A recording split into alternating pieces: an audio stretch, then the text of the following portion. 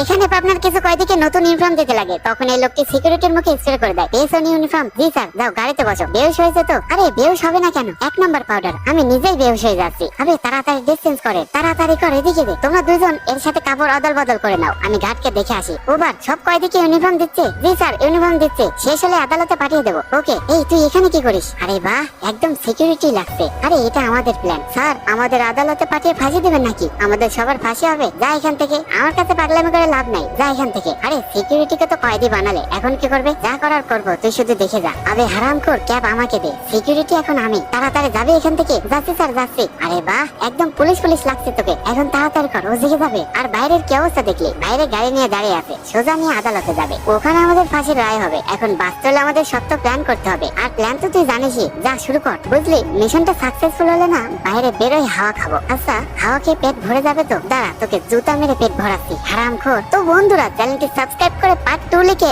এখনই কমেন্ট করো।